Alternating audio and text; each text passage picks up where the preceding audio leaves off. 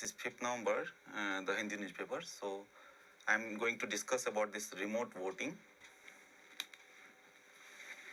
We have three types of voter.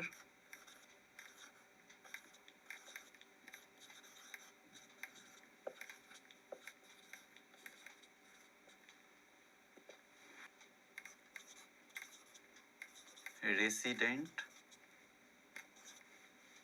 or general electors.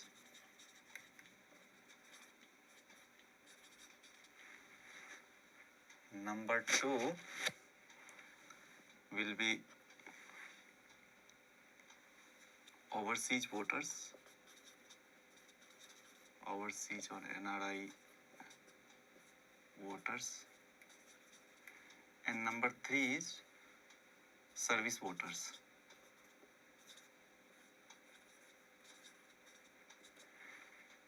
These people have been given the choice to exercise their vote either as resident or general electors or using electronically transmitted postal ballot system, postal ETPBS, okay, or using proxy also. So they can vote through any means, service voters, okay, because they are working for the government, so they have been given this kind of privilege.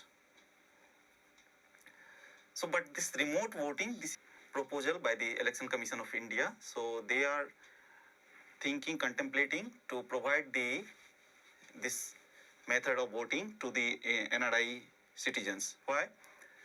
Because we have quite large diaspora living outside the country, nearly 1.35 crore people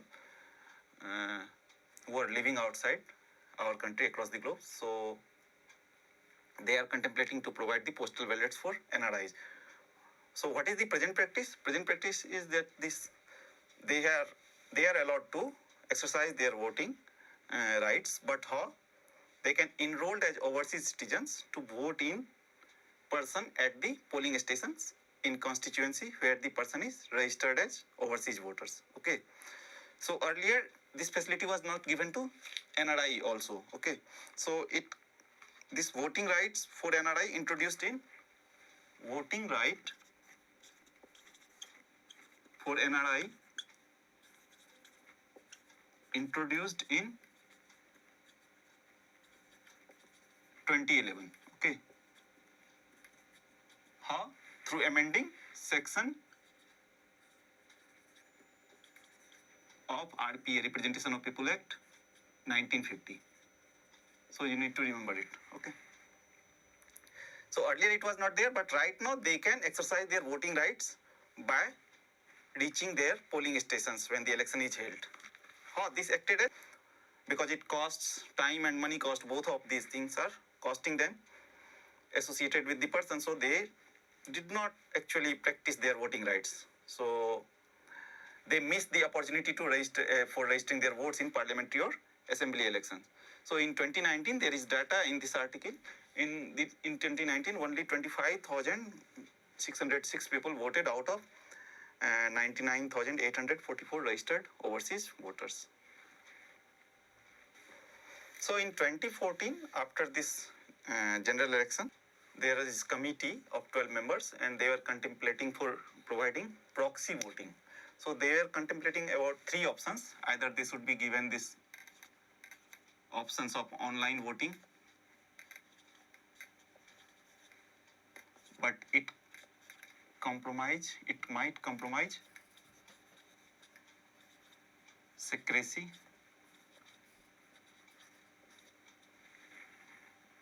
as well as it requires resources which might not be available. Okay. So this option was rejected by the committee. Another one was voting at Indian mission abroad, but this was again rejected because of this logistical issues, as well as MEA also did not support this logistical issues. MEA did not support because many undemocratic country where the Indians are staying, they might not support this idea.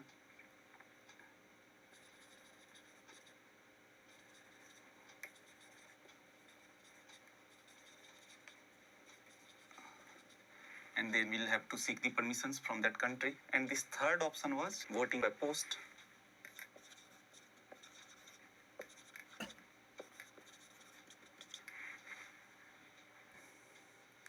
Right now, this remote voting is talking about this voting by post. Okay, proxy voting was suggested earlier, and in proxy voting, what happens? People delegates their someone to vote on their behalf. Okay.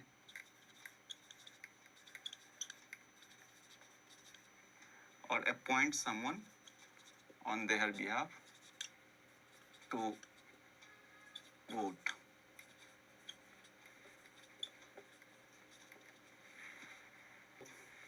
Although the proxy voting can enable the overseas voters, but some political parties also asked about the internal migrant workers because they are also not staying in their constituency.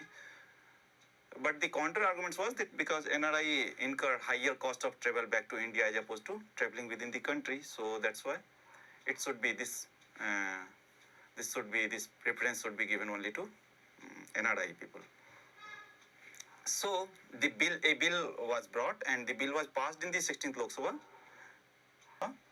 and to enable the above solutions, but it was lapsed. Why? Because it did not receive the approval of the Rajya Sabha, upper house. Okay. So right now, what happened? See, Election Commission of India, they are asking the government to permit NRIs to vote via postal ballot system, which is right now in practice for the service voters. So, electronically transmitted postal ballot system, which is safe and secure also. So it allows what this system is. It allows registering votes on a downloaded electronically transmitted postal ballot paper, okay, document, and send it to returning officer of the constituency, okay, back. It too involves however, they have not provided the clear cut framework, but it too involves the logistical cost by the embassy because there has been an article earlier in 2020, so it was saying that this ETPBS, alongside this, citizens residing outside, they need one declaration forms from the embassy, attest it with the signature of that any officer appointed by the embassy or consular office. Okay.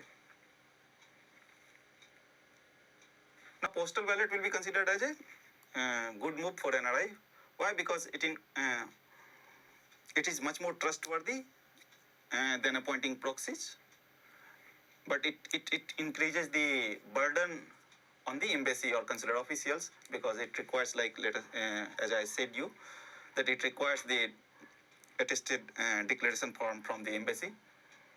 So, and there is also, it was said that this NRI, actually, if you will read the citizenship, so NRI is similar to any Indian citizens. They do possess the Indian passport. So, and NRI also constitutes in some of the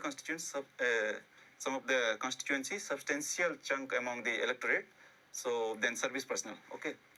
So that's why giving them voting rights or enabling them facility, it will empower them as voters. And voting is substantial democratic rights. If you will see that this democracy and free and fair elections. Free and fair elections. These are part of basic structures. We will see it later. While right to vote is constitutional right under Article 326. Okay. And secrecy in voting is fundamental right. Okay. So if you have heard about this Nota, none of the above option, this one also comes because of the secrecy issue. So in 2013, it was introduced in 2013, and Nota comes from this People's Union, PUCL, People's Union for Civil Liberties versus Union of India judgment. Okay.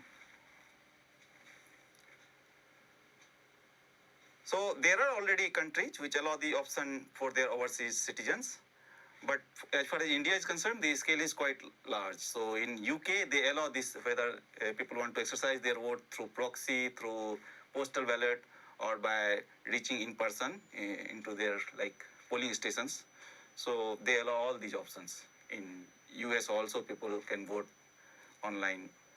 So it is contemplated that the longer term migrants should be given the postal ballot for exercising voting rights, while the rules must be clearly framed on the basis of time spent away from the country. Okay. Now this is section 20A in the representation RPA 1950. So it talks about the registered into this electoral roll. So 20A special provisions for citizens of India residing outside India. So it talks about NRI getting registered into the electoral roll, notwithstanding anything contained in this act. Every citizen of India whose name is not included in the electoral roll, who has not acquired the citizenship of any other country, who is absenting from his place of ordinary residence in India owing to his employment, education, or otherwise outside India. So they are entitled to have the name registered in the electoral roll in the constituency in which his place of residence in India, as mentioned in his passport, is located. Okay.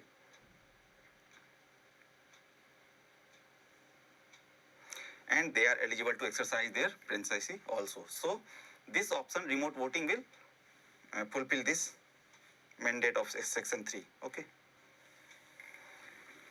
Now regarding this remote voting or for overseas voters, the Election Commission of India has already prepared a report and submitted it to the Supreme Court. So you must be knowing the title of this report. Okay, so this report title is Exploring Feasibility of Alternative Options for Voting by Overseas Electors. So this process will result into the empowerment of the NRI voters. Now, who are NRI, non-resident Indians? They are just like me and you, but they hold the passports and they are staying outside the country. Okay. So an Indian citizen who is ordinarily residing outside India and holds an Indian passport. Now, I will tell you how the bill is lapsed. Okay. So the Article 107 and 108, both of these articles speak about how any bill is lapsed. So I will discuss Article 107. Now, who are service voters? Service voters are those persons who are working in central forces under Arms Act, and government officials employed in embassies outside the country are classified as service voters. So postal ballots were dispatched electronically using the flagship IT program, electronically transmitted postal ballot system of Election Commission of India. It was introduced in 2019, first time, okay, and developed by ECI and CDAC.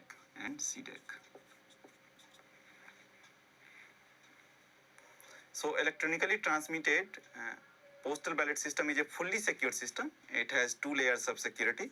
So the secrecy voting is maintained through the use of this one-time password and PIN. So the service voters cast their votes on an electronically received postal ballot from anywhere outside their constituency, and it reduces the chances of losing their voting opportunity. The motto of no voter to be left behind. So ECI's ETPBS fulfill this motto. If you want to see the exact section for service voters, so service voters are those having service qualifications. So by service qualification, the subsection 8 of section 20 of Representation of People Act, because it is in UPSC syllabus RPA. So service qualification means being a member of the armed forces of the Union, or being a member of a force to which provisions of the Army Act 1950 have been made applicable, whether with or without modification. Being a member of an armed police force of a state and serving outside the state. Being a person who is employed under the Government of India Act and in a post outside India, like working in embassy or.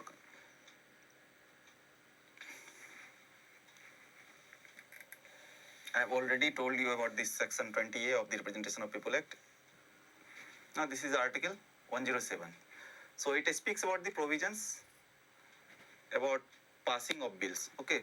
So except for money bills and finance bills. So 1010, Article 1010, it talks about this money bills, and this 109 talks about special provisions about procedures about money bills. Okay, adopted for money bills.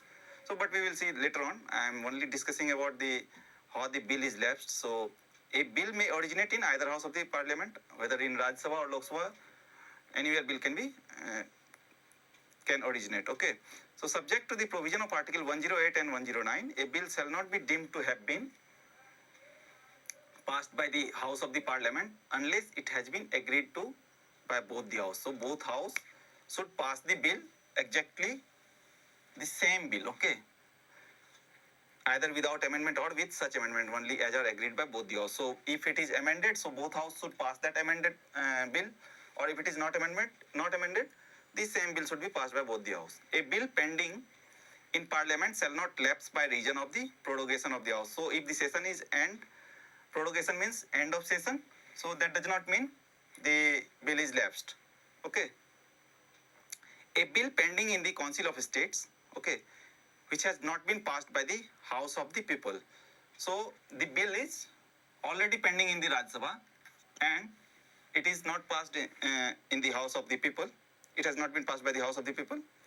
Shall not lapse on the dissolution of the Lok Sabha. Rajya Sabha is the permanent chamber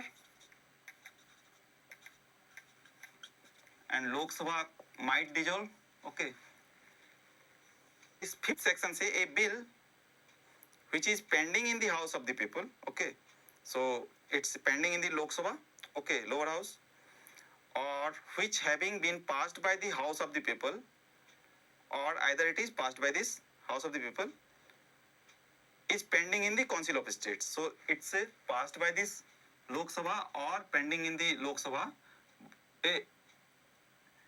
Yes, either it is passed or pending in the Lok Sabha. Okay. Lapse on dissolution of the House of the People. So, if the bill is, whether the bill is pending or passed by the Lok Sabha, it will be lapsed after its, because of its dissolution of the Lok Sabha, because of the dissolution of the Lok Sabha.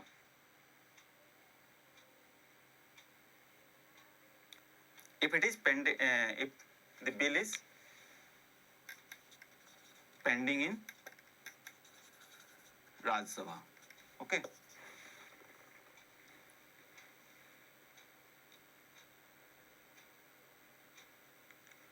Subject to the provision of the Article 108. So 108 speaks about joint sitting of the Parliament. Okay, both the houses. Because it's quite large, there are so many provisions.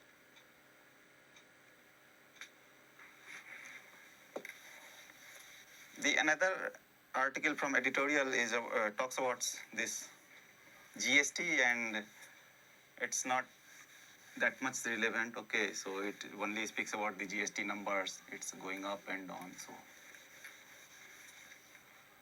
that is the second largest collection of the GST.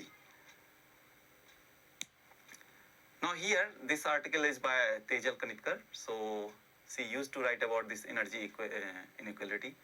So the real issue at COP27 is energy equity. So COP27 will be from tomorrow till 18 November in Egypt, Sharm el Sheikh. So there is severe global inequalities in energy access. If you will see, yeah, that's true, because per capita consumption of energy in the developing world is quite less compared to this developed world. So energy poverty, there is energy poverty in global south, and average per capita energy use of the richest 20 countries 85 times higher than this poor country, 20 poorest countries. Now, you need to remember that there is a sustainable development goal, number 7, which talks about ensure access to affordable and reliable, sustainable and modern energy to all. Okay. SDG goal 7. This is report card from SDG. So they are saying that the progress in electrification has slowed. Okay. Why? Due to the challenges of reaching those hardest to reach because of territory and many other things. So if you will see, still, if the same trend is followed, so still 679 million people will be without electricity. Okay, they do not have electricity in 2030. Again, this international financial flows to the developing countries for renewables declined. Okay, so there used to be $24.7 billion in 2017.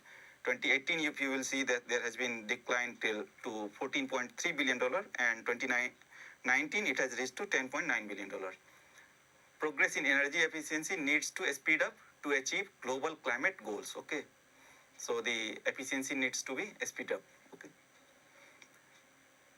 now 2.4 billion people, so still a large section of people living on the earth, they are still using inefficient and polluting cooking systems.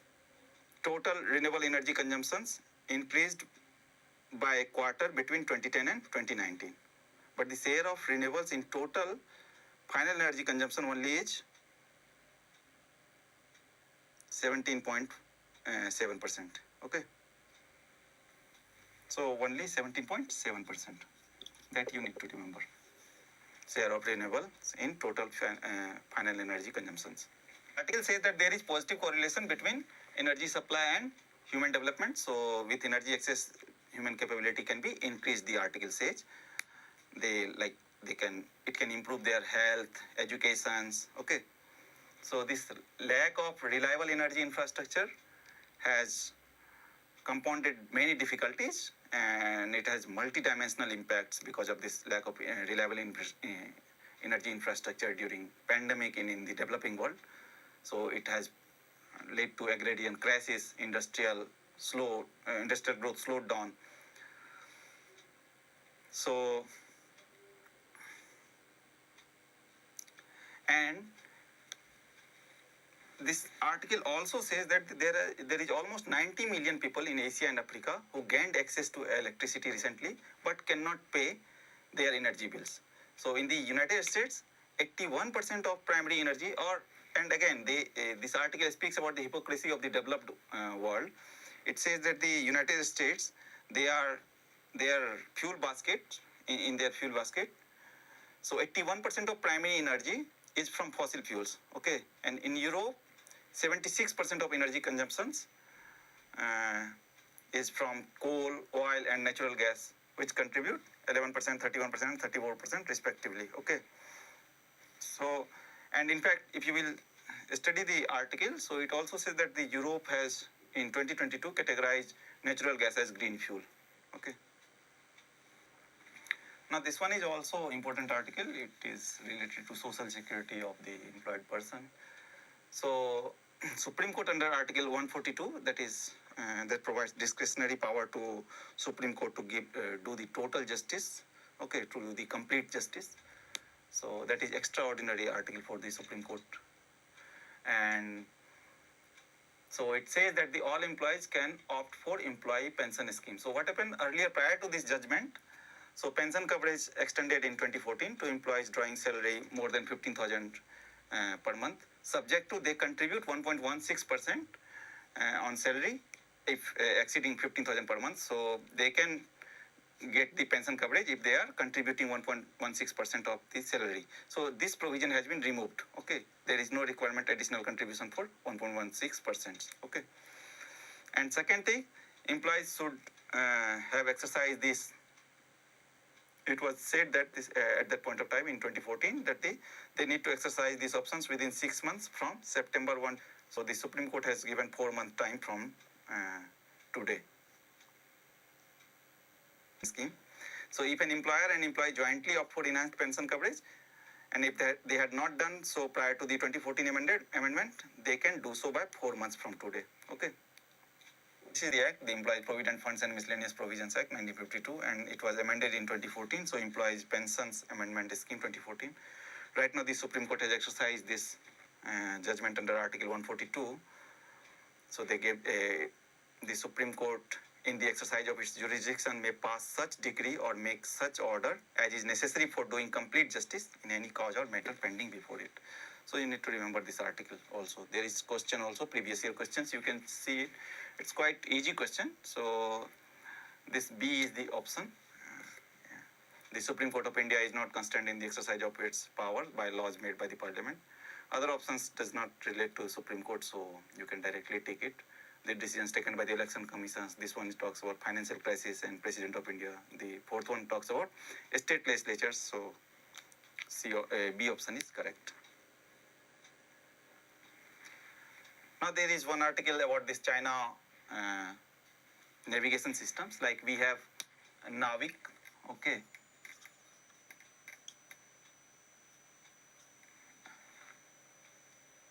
Navik with Indian constellations, IR and SS, Indian Regional Navigation Satellite System, okay.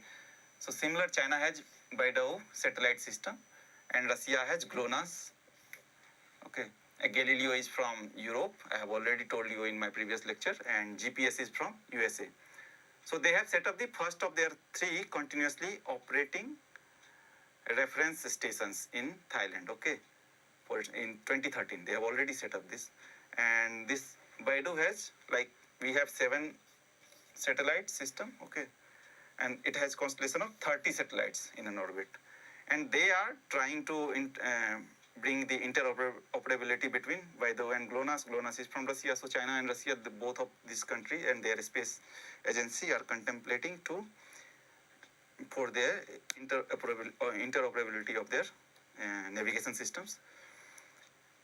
And it requires actually 4 satellites to precisely determine the positions or a coordinate of a point on Earth. So 3 satellites to determine a position on the Earth, and 1 to adjust for the error in the receiving clock. So you need to remember at least 4 satellites required in this navigation satellite system to map a point on Earth. Thank you. That's it from today's newspaper. Okay.